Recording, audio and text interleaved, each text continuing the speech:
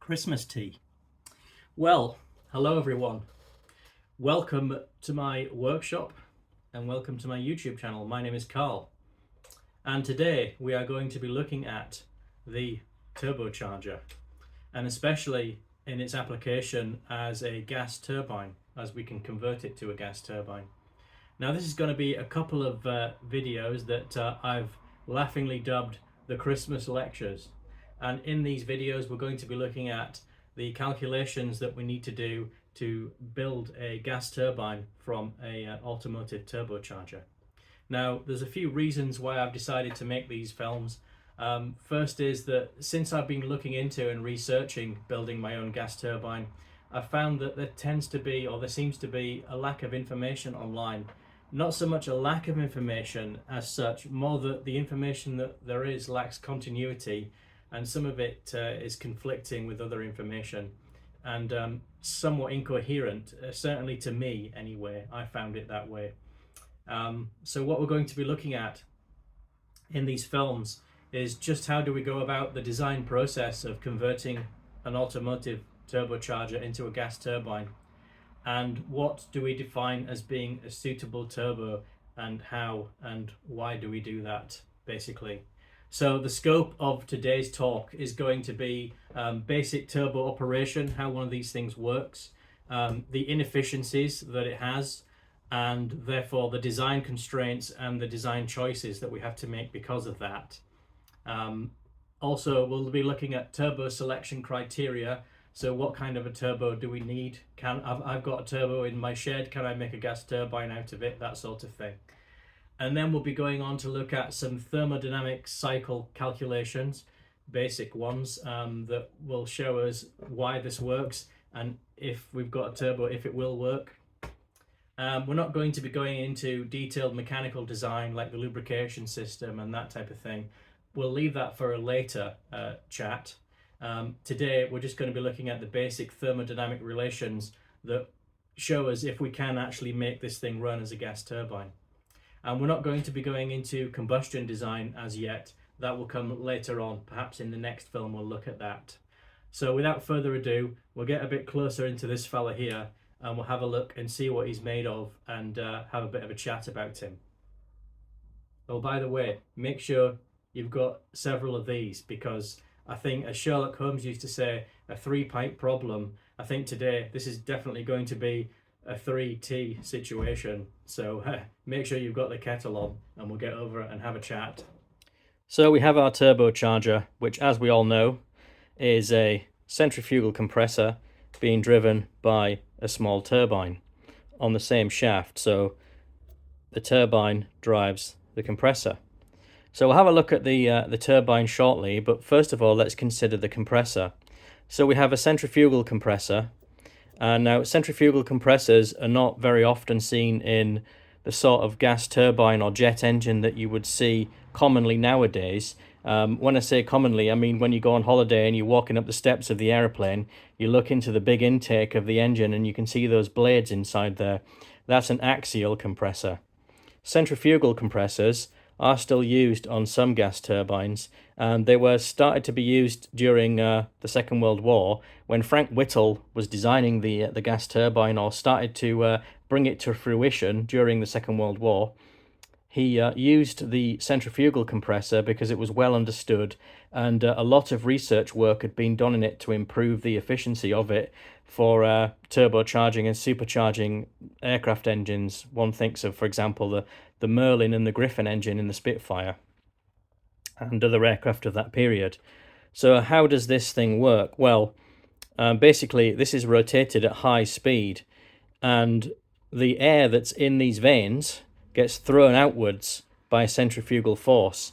So if you've ever sat on a child's roundabout in a play park and you've tried to sort of stay at the center of that roundabout, even if it's rotated at a moderate speed that it would appear to from the casual observer, you would struggle to stay on that roundabout. You'll feel yourself being thrown out.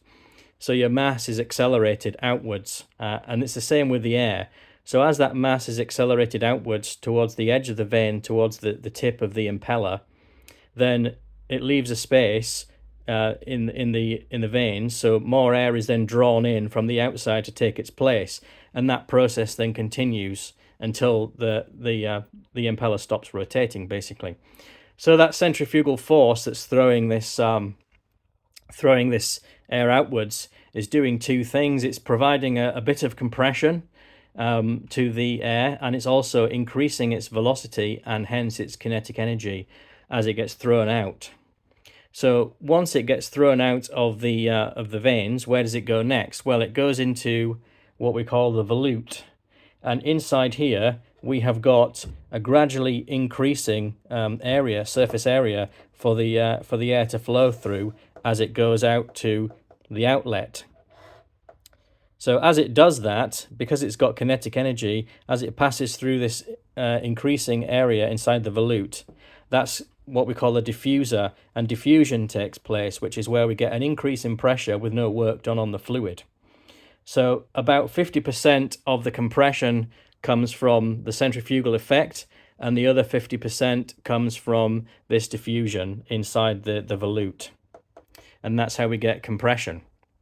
Now, that compression is what we call in thermodynamic terms adiabatic and isentropic. And what that means is that isentropic is that it's a reversible process. So we can take that compression back, we can expand it, which is what we're going to do later on in the turbine. And adiabatic means that we're not transferring any heat from the machine to the working fluid, to the gas that's being compressed, in this case air. And so it will heat up by virtue of compression, but not because we're transferring any heat from here. And also, no heat is transferred to the body of the machine. In practice, it does. However, we assume that none is transferred because the gas is in here for such a small amount of time. Its residence time, as it's being winged round from the impeller and through the diffuser and out of the outlet, is so short that it doesn't really have time to transfer any heat. But it does in practice. So work is being done on the air by the compressor to compress it from ambient pressure to some other pressure that we can calculate. And it's important that we know how much work is being done. Sorry, I'm handheld if I'm looking at the floor there. It's important that we know how much work is done by this by the impeller to compress the air, because the turbine has to provide that work. And that's what we call the backwork ratio. So some of the work from the turbine or most of the work from the turbine rather, is used to drive the compressor, and there's usually a small excess that can be used for mechanical work, to power a machine or to power accessories, something like that. But generally speaking, what we're looking for in a gas turbine is for the work output of the turbine to match the work input needed by the compressor wheel. So that's how we get self-sustaining behavior then. So that's what we're looking for in our calculations. Now, limitations and efficiencies of the of one of these compressors. Inevitably, some heat is transferred to the body of the machine. We also get some blow-by of our high-pressure air through the seals. So obviously we've got a shaft here running through a bearing system in there, which is plain bearings. We won't talk about them too much. We'll come to that later on. In there's a sealing system, which is essentially like piston rings, really small piston rings, and the air can get past that. And you'll see that when you run one of these, you often get what's frothy oil, basically, or fizzy oil, coming back to your oil tank. And that's because you're getting some of the compressed air is transferring into the oil itself. So that's a loss. We also get flow inconsistencies as well. These impellers aren't perfect. And one of these, just a case in point, one of these inconsistencies is that on the leading edge of the blade, there tends to be slightly higher pressure. And so you tend to get around the edge of these blades, you get a flow from a slightly higher pressure area on the leading edge to a lower pressure area on the trailing edge. And that causes inefficiencies as well. So generally speaking, the centrifugal compressor in your average turbocharger, which this is, can be considered to be about 75% efficient. And that's one of the figures that we will be using in our calculations later on today as we get deeper into this. And we are going to be taking a deep dive into just exactly how this thing works, because it may look simple, a shaft with an impeller on one end and a compressor impeller on one end and a turbine on the other end, but there's a lot more to this little beastie than meets the eye.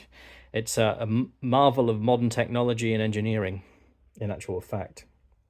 So we have something called a pressure ratio, which is the basically how much this compresses the air, what the pressure will be from the inlet to the outlet, or what we call from the inducer to the exducer, is how it's actually referred to in the terminology. So the pressure ratio is governed largely by the speed of the impeller and the temperature of the incoming air. And the speed is limited by the material of construction, because obviously we've got large centrifugal forces exerted on this impeller as it's rotating. And generally speaking, these impellers are made of aluminium alloy in a cheaper turbocharger. You do get titanium ones in the bigger, more high performance ones that are used in racing cars and the like. But this is a light alloy impeller, and now stress on the material is proportional rather to the square of the tip speed here. So that works out, if you do the calculation, which I won't do now, but I'll just tell you, it's about 460 meters per second is the limiting speed of an aluminium alloy impeller due to the centrifugal forces on it, and that comes out to, if you do a calculation, it comes up to 115,000 RPM. So that is the maximum that we would expect to see, or we would ever expect to drive this at. And we won't be driving it at anything like that kind of speed, I guarantee you. Now, pressure ratio, as I've mentioned before, normally these things give a pressure ratio when they're running at maximum of about 3. We won't be running anything like that when we do our calculations. We'll be talking about something just about half of that, about 1.6, which is the sweet spot where these things like to run. We'll talk more about that as we get into it. Take a deeper dive into the workings of this and start doing some calculations. So that's the compressor. We'll now have a look at the turbine. And just before we look at the turbine, it's worth mentioning, just as a historical point, what I said before about Mr. Frank Whittle using his centrifugal compressors. They are still used nowadays in things like small gas turbines, small power plants, APUs in aircraft. For example, the Rover APU, which is hardly modern, that was used in the aircraft I spent a lot of time working on in my former existence, used a centrifugal compressor. A lot of these small power plants that are used to run in the outback or in jungles or somewhere like that, they use centrifugal impellers. Centrifugal impellers quite useful actually, because it's not as limited by foreign objects getting sucked into it as an axial compressor would be. And something like a Rolls-Royce Dart engine used the centrifugal compressor, and also the de Havilland Goblin is another example of an aircraft engine that used it as well. Oh, it's this guy again. If I've told him once, I've told him 100 times. Clear out of there, you. Get off. Right, handheld again, so the usual disclaimer. Here we have the turbine side of our automotive turbocharger. And what there should be on here is a wastegate assembly, which has been removed. I've taken that off. There it is. So that little flap there covers up this hole. Unless the wastegate actuator opens it to let some of the gases out. We don't want that in a gas turbine application. So we'll be blanking that off when it comes to it. So our compressed air from our compressor leaves the exducer, enters the combustion chamber where we burn some fuel in that compressed air stream, and that increases the internal energy of that compressed air stream, which then enters the turbine inducer here, and it runs through the volute, which is the opposite to the diffuser in that we have a decreasing area. So that turns the pressure energy of the airstream into kinetic energy, which then comes through the turbine, kicks the turbine round, and that produces work in the turbine, which is then transferred through the shaft into the compressor. And hopefully the turbine work is equal to the required compressor work, and then we'll get a self-sustaining engine. What we need actually is for that work to be just slightly higher than what is required by the compressor because of inefficiencies, friction, and that type of thing. The backwork ratio, as we call it, in most gas turbines, it often is the case that the turbine, 80% of the turbine's work output is needed to drive the compressor, and then we need slightly more for friction and if we need to drive any accessories or that type of thing. Obviously, we won't be driving accessories in our application. Now, low efficiencies in the turbocharger are our enemy when it comes to us designing a gas turbine. So the turbocharger turbine might only be 68% efficient in these small turbochargers, and also the mechanical transfer of power from the turbine to the compressor through the shaft.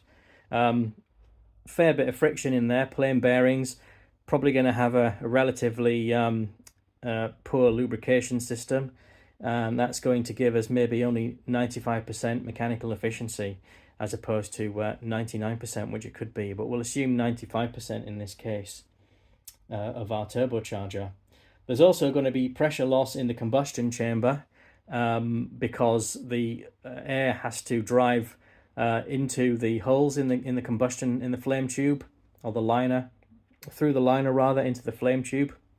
So that's going to require pressure to drive that air into those holes and mix with the fuel to burn. So that's going to be a pressure loss there, and that's why we often have, you see these massive cans, combustion chambers on these gas turbine turbocharger conversions, because the large spaces inside these cans are very good for us to not get velocity pressure loss. So basically we're not driving the air through small gaps in a small combustion chamber to which would then convert pressure into velocity. So that means we're not losing any pressure that way.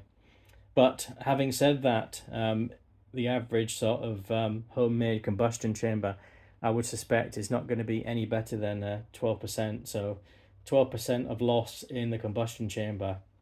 So as you can see, quite a few losses. Now, we have another design limitation in the turbine, in that most of these are made of nickel alloys, which your sort of average off-the-shelf turbocharger is going to be limited to about an inlet temperature of something in the region of 950 degrees Celsius, which is about 1200 Kelvin. So we'll be using Kelvin absolute temperature scale when we do our calculations as well. So if you're not familiar with that, just have a bit of a read about that, because it is what we'll be using. So what we'll do now is we'll go on to have a look at some of the calculations. So we're back at the turbo again, and what kind of turbo is this? Well, it is a generic Chinese-made T3 T4 hybrid turbo. What that means is we have a T4 compressor, which is being driven by a T3 turbine. And I think that is a Garrett product originally, but they're made in quantity now by Chinese manufacturers, and they're widely available on the internet, on eBay and places like that. I think I paid about £110 for this one, and I got it from a company called Max Speeding Rods here in the UK. Now, when you buy an automotive turbocharger, you look at them and they have various different specifications and figures associated with them that are really for the performance car people to make a decision on what kind of turbocharger they need for the power band for their internal combustion engine. And these figures can be somewhat bewildering to the casual observer if you just want to build a gas turbine out of it, because we have things called, we have numbers called trim and also area ratio, or AR. And when I first started looking at building a gas turbine out of a turbocharger, I tried to make some sense of these figures and work out what kind of flow rates I would see and what kind of size of turbine it would relate to. But really, these figures don't mean an awful lot to us from our point of view of wanting to build a turbocharger gas turbine conversion. They don't give us an awful lot of information, to my mind anyway. Area ratio tells us the size of the compressor radius compared to the diameter of the exducer here at its widest point, and that is giving a value for, or an expression really, for the amount of airflow that's coming out of the compressor. The trim figures give basically the relationship between the inducer and exducer sizes. You know, you can have a turbocharger that is a trim 55 and you think, well, that must have more output flow than one that's got a trim 40, but then it just depends on the size of the turbocharger. The way that these numbers are expressed bears no relation really to things like output flow and this type of thing for our purposes anyway. So I would, generally speaking, not worry too much about those numbers unless you're looking to get a map for your compressor so you can see what kind of flow you're going to get from it. And we'll talk about that in a little bit more detail later on. That's perhaps the only reason to worry about those numbers too much.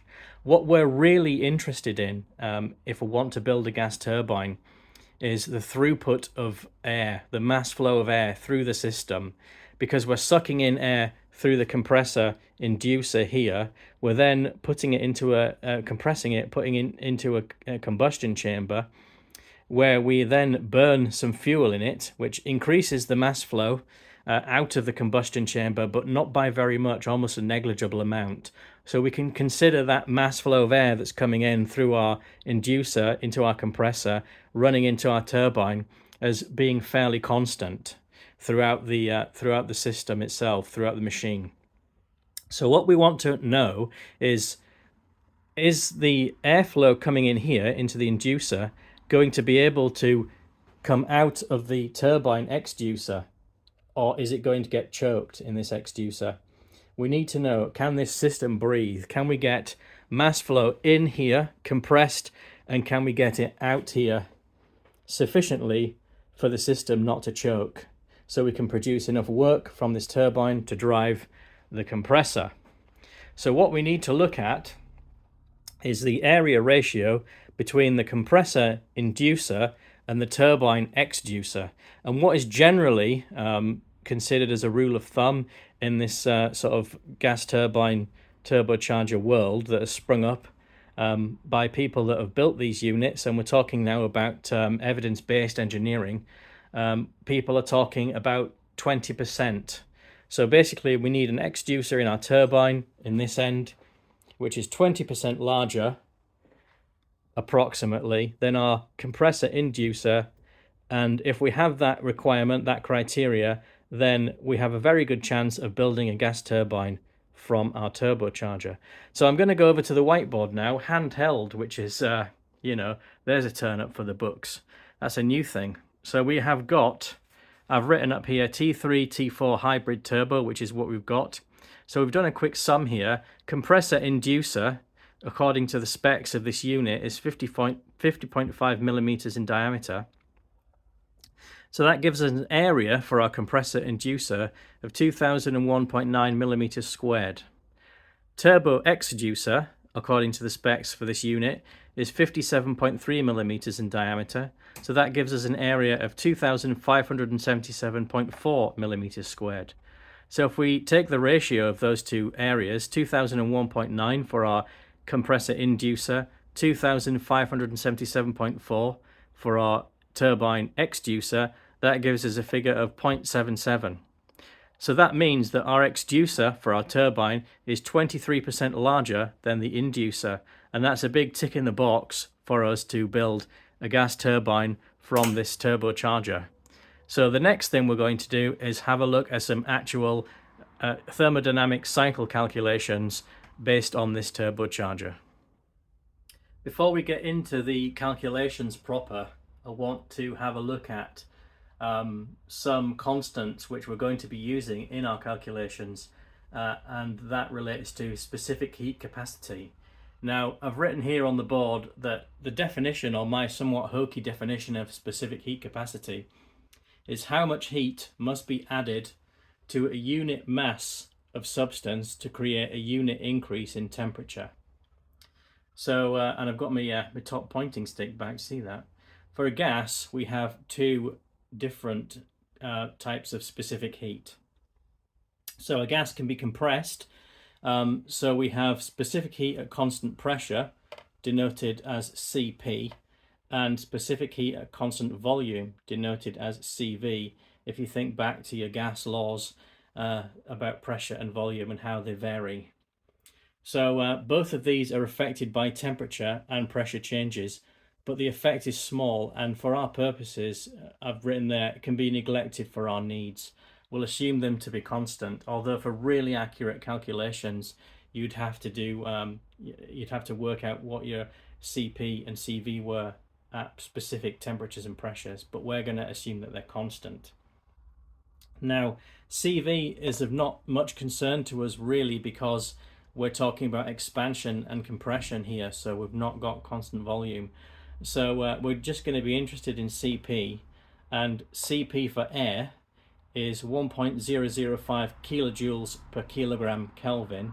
So basically 1.005 kilojoules for every kilogram has to be inputted to increase the temperature by 1 Kelvin. That's what we're saying there.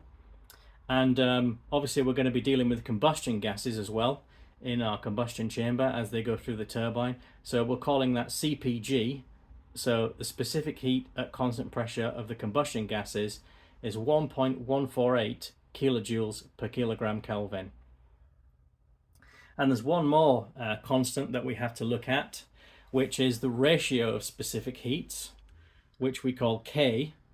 A lot of books you'll see that referred to as lambda, but I always like to use K for ratio of specific heats for two reasons.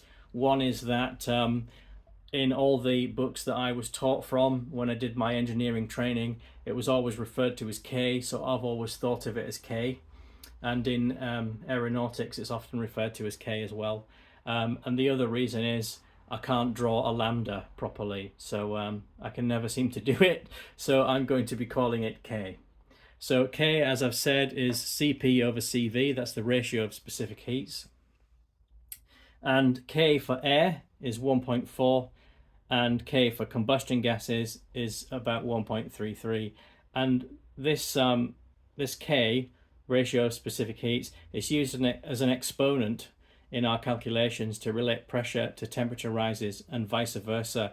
And that also this comes in a few guises. There are a few functions of K as well that we'll be using, and you'll see those in the calculations, and I'll talk about those a little bit more when we get into it. So with specific heat capacity out of the way, we'll move on to doing some cycle calculations now. Okay, so let's try to do this gas turbine design cycle calculation for our T3 T4 turbocharger. So at the bottom of the whiteboard, I've drawn a very basic schematic of the turbocharger. We've got the compressor impeller here, which is being driven by the turbine on this shaft. We have dot M, which we've not spoken about before. Dot M is the mass flow into the turbocharger. P1 is our ambient pressure. T1 is our ambient temperature. Through that goes through the compressor, comes out as P2 and T2, which we don't yet know. We have yet to calculate them. That airstream goes into the combustion chamber where we add fuel and then burn the fuel and add heat energy to the airstream. And as yet unspecified amount of fuel, but we'll come to that I think probably in the next film. The airstream then leaves the combustion chamber as P3 because we have a pressure drop in the combustion chamber. You remember that we need some pressure to drive the air through the holes in the flame tube. And also T3, which we've yet to calculate, as well as P3. That then drives the turbine, which drives the compressor. and we end up on the turbine outlet with P4, which is going to be ambient because we're fully expanding this pressure through the turbine to generate work and power. And we also end up with T4. So we know P4 is ambient, but we don't know what T4 is. We're going to calculate that. So here is our list of variables and constants. So we have PR, pressure ratio of the turbocharger, which is 1.6. We've chosen to run it at that pressure ratio. P1 is 1 bar, as we've said, or 14.7 psi if you prefer. T1 is 288 Kelvin, 15 degrees C. T2 we don't yet know. Dot M is 0.15 kilograms per second. Now, that's the mass flow that's come from the data for this turbocharger when it's running at a pressure ratio of 1.6. P3 we don't yet know, as we've said. T3 we've already selected to be 1070 Kelvin, which is 800 degrees C. Now, I said that the turbine could run at 1200 Kelvin. However, we want to minimize the heat load on this turbine because that heat's going to get transmitted through to the bearings, and the lubricating oil has to also cool the bearings. So we want to try to basically minimize the heat load and the cooling load on the lubricant. So we'll run that turbine at a lower temperature than it can actually optimally run at, or maximally run at, I should say. P4 we've already said is 1 bar. T4 we don't know yet. And our CP, or specific heat of air, is 1.005. And our specific heat for the combustion gases, CPG, is 1.148. K for air is 1.418, and K for the combustion gases is 1.33. We also have some, at the bottom right-hand corner, we have some efficiencies, or inefficiencies rather, of the components that we're dealing with. So this funny symbol that looks like an N means efficiency. So this NC, we'll call it N. NC is compressor efficiency, 0.73, which comes from the data for this turbocharger, given this pressure ratio and this mass flow rate. NT comes again from the data for this turbocharger. That's the turbine efficiency, is 0.68. NM, which is the mechanical efficiency. Now, it's a small turbocharger, it's got plain bearings, it might not have, you know, a perfect lubrication system, so we're going to call that 0.95, 95%. And this delta PHG, this is the pressure loss in the combustion chamber. So basically pressure hot gas, delta means change of pressure or change of a quantity. So we're calling that 12%, so 0.12. So the first thing we're going to calculate is the compressor temperature rise, which is also the temperature equivalent of the compressor work, because the compressor work can be characterized by the temperature differential between T1 and T2. So I'll just get my pen. I'm going to lean in and try and do this on the fly. So what we can write is T2 minus T1 equals T1 over the compressor efficiency multiplied by the compressor pressure ratio raised to the power of K minus 1 over K, all minus 1. So what that gives us is T2 minus T1 equals 288 over 0.73 multiplied by 1.6, which is our pressure ratio. K minus 1 over K for air comes to 0.295, all minus 1. Minus 1, not minus bracket. And if we work this out, it gives us 394.5 multiplied by 0.148. And that gives us a temperature equivalent of compressor work of 58.4 Kelvin. But this is also this temperature differential here. So we can say that our temperature rise, T2, is that plus this temperature rise plus ambient. So 58.4 plus 288 gives us 346.4 Kelvin, which is equal to about 73.4 Celsius. So we can write those figures now. We can populate the box up here. So T2 we know is 346.4 Kelvin, or 73.4 degrees C if you prefer. We know that P2 is 1.6 bar, we've got that in there already.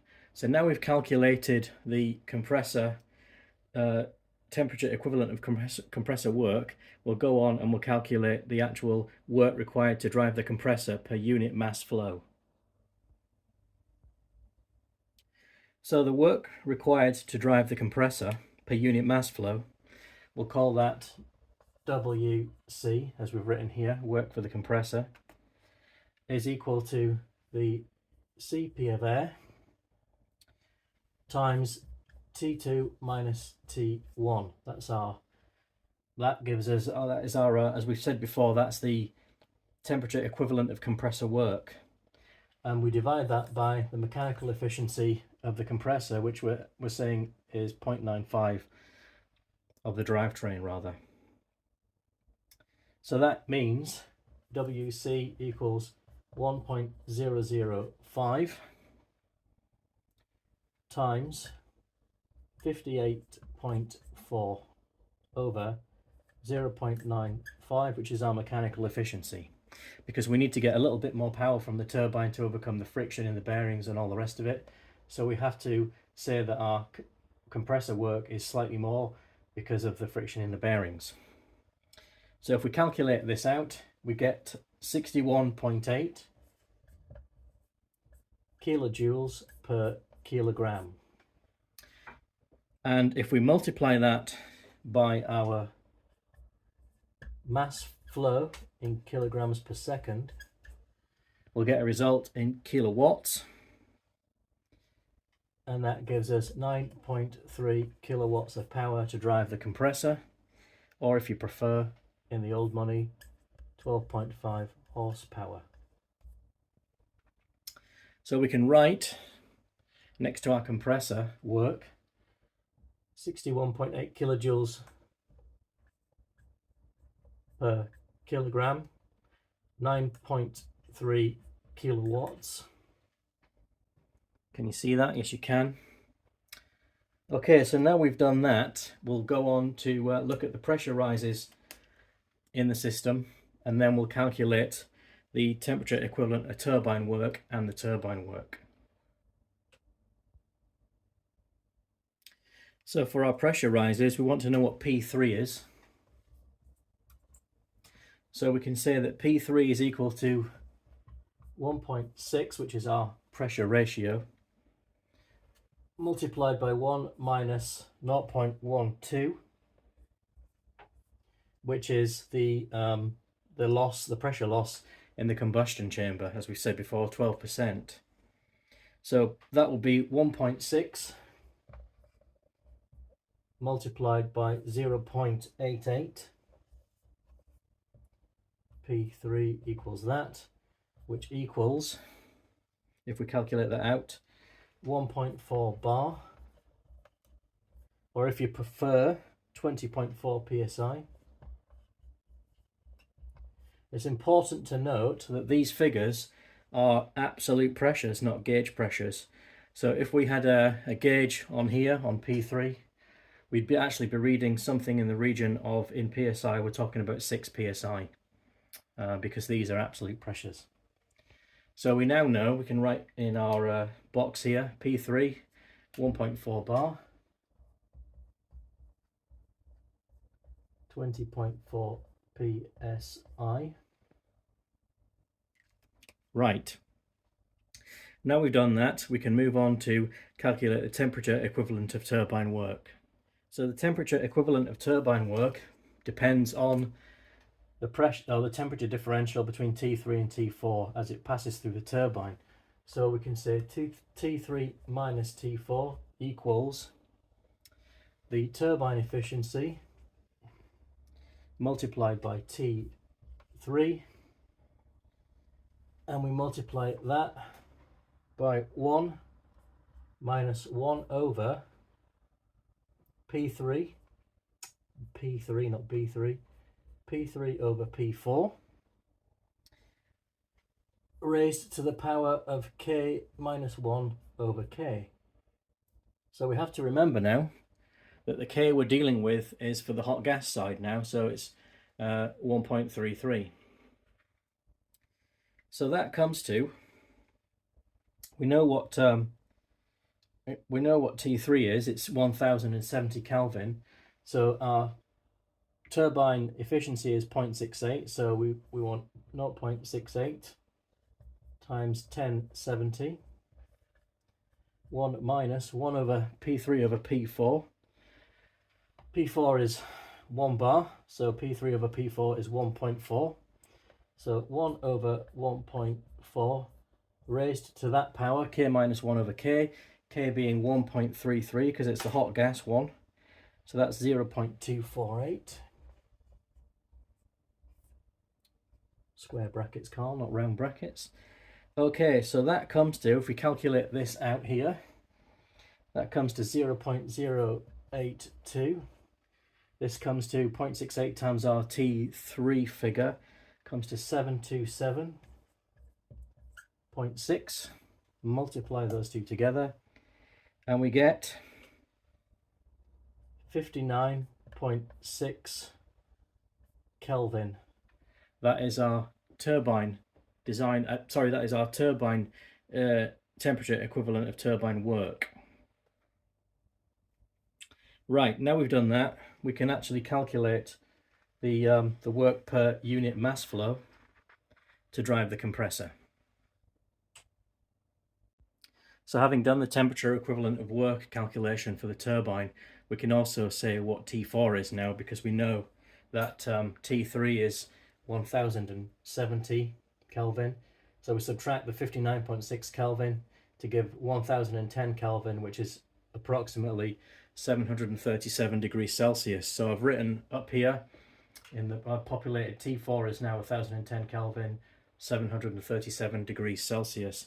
So we'll now move on from the turbine equivalent, temperature equivalent of turbine work, and we'll move on to the turbine output per unit mass flow that's required. Okay, so we're now going to work out the turbine work output. So to do that, I've already written the formula up there. Turbine work is equal to Cp for the combustion gases multiplied by the temperature differential, which we've calculated already. So the CPG we know is 1.148. Multiply that by 59.663.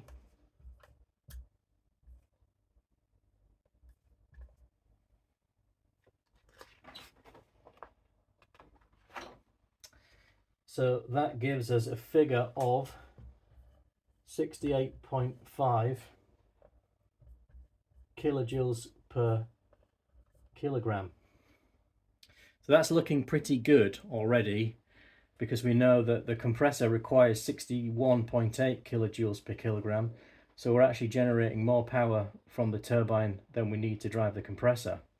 So if we multiply that figure by our mass flow in 0.15, which is 0.15 kilogram per second, that gives us a figure of 10.27 kilowatts.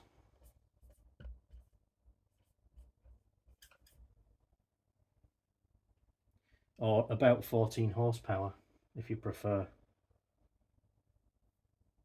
So we can write here 68.5 kilojoules per kilogram, or 10.27 kilowatts. at the specified mass flow. So that's pretty good. We can see 61.8 kilojoule per kilogram required, 68.5 kilojoule per kilogram being generated by the turbine.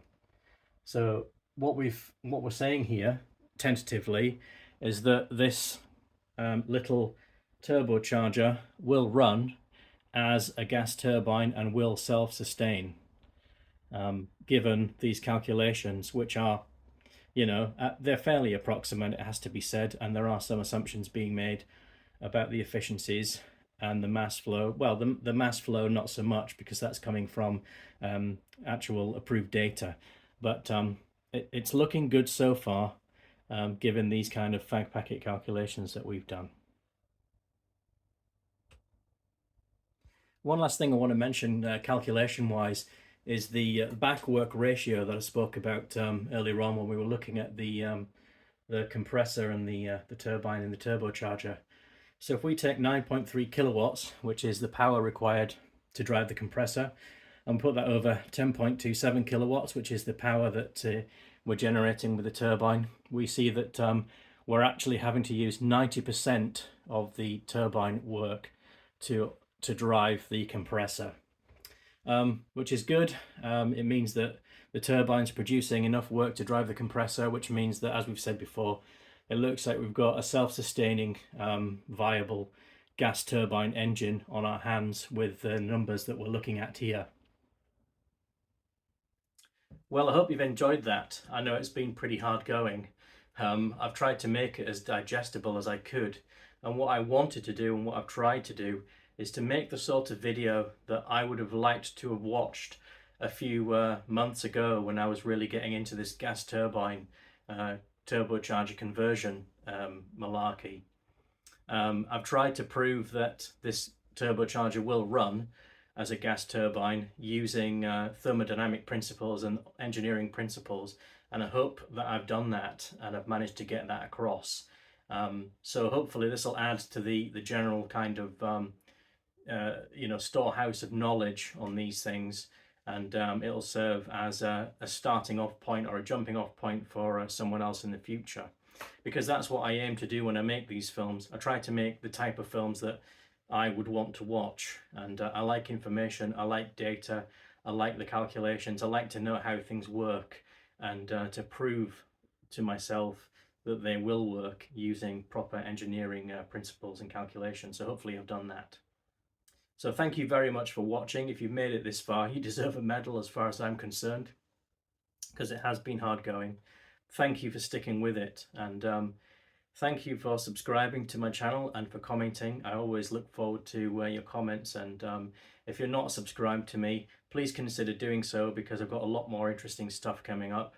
We'll have another video, I think, on this subject, on the theory of gas turbines, and we'll move into looking at the combustion chamber design and the fuel flow rate, which we haven't really looked at yet. We've just kind of touched on it, and I'll talk more about the mass flow output from these things. We'll also talk a little bit more about the principle behind how they work, because I haven't really got into things like surge or choke when it comes to compressors in gas turbines. So we'll go through that on the next video. If you're not subscribed to me, as I've said, please consider doing so, because there's a lot more interesting stuff coming up. And if you are subscribed, please click the bell icon so you'll get to know when I put new videos out. Thanks very much again for watching. I can't thank you enough. It makes my day when I get your comments, it really does. So thank you everyone, and I'll see you soon.